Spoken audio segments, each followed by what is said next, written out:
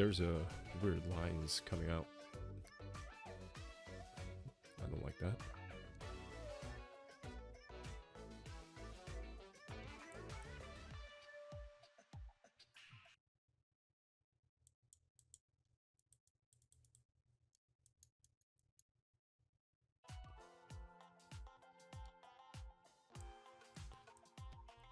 Out of 10,000.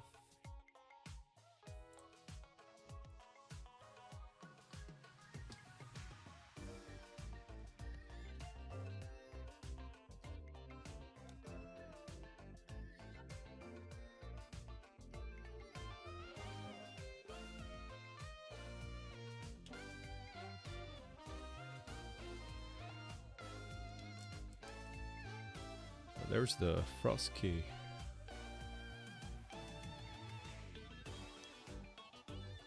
We have the cable. It's not too stiff. It's braided. I wouldn't say it's too soft either. I have seen much softer cables, like the endgame gear mice. But it is pretty good quality. And we have the manual.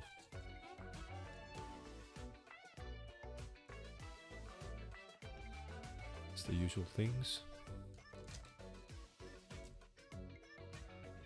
Now let's get things out of the way and see how it is when you plug this in.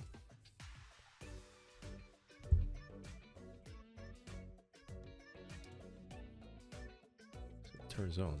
Alright, good thing. So here we have the web driver.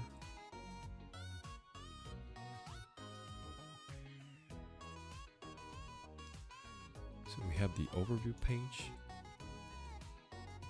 We have the polling rate. It's cool that they added this kind of explanations behind the settings that you use.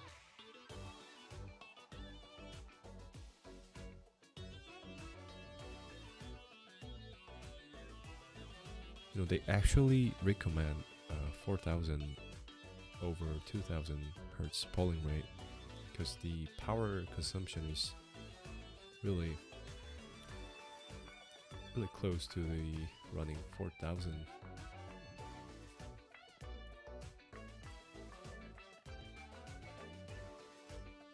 And I also like the fact that they don't really glaze over the 8,000 hertz polling rate.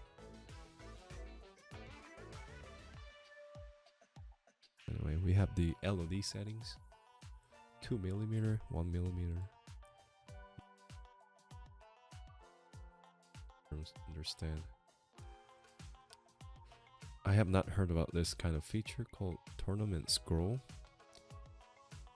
I will have to read up on that. And we have the dongle setting. You can either turn the LED off or you can set it so that it shows the battery level. Currently it's at 44% and it's yellow, and it also shows up as yellow on the dongle. Interesting. And we can also set it to solid white.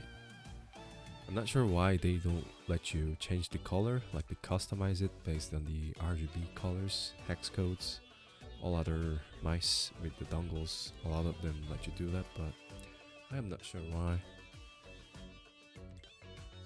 And the firmwares are out of the box, they're up to date. It's cool, so you don't have to go through the trouble.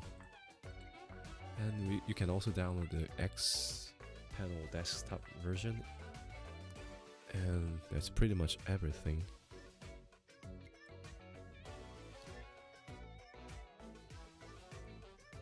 The only complaints that I have on this mouse is that out of the box it has this left click wobble. It actually has really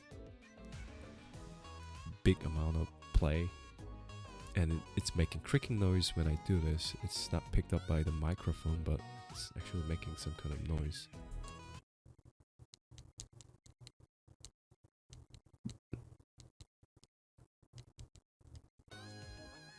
So the right click is fine, it's perfect.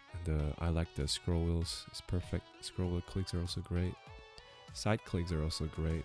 There's no wobble or anything. There's no creaking. And it's a common issue with the Frostlord. Like everyone complained about the rattling noise, and also my mouse also had this kind of issue. And this fix was pretty simple, like as mentioned by the guy that, Final Boy himself. He told people to push down around the sensor area and then like have the do it for like a few seconds. They say it's because of the adhesives not sticking well due to the cold temperature. Kind of find it hard to believe, but it was effective, so I don't have anything to complain about except for this. Yeah, this side click, this side wobble is it's gonna be pretty annoying. And also the another thing about this mouse is that it has this weird line that's coming out of here. I'm not sure it's because of the manufacturing process. Maybe it's the injection mold, but that's really visible. And I didn't think some kind of line will be there when I buy this mouse. So aside from that, there are other places where the indentations are present. It's actually like expected because this happens from the manufacturing of the carbon composite shells. There's also some lines here. It's perfect normal, I guess. I didn't hear about this one though. Maybe it's also a normal thing to consider. Anyway, aside from that, the mouse is really solid. There's a slight, the separation of the side and the bottom. I'm not sure if it's supposed to be perfectly lined up or not.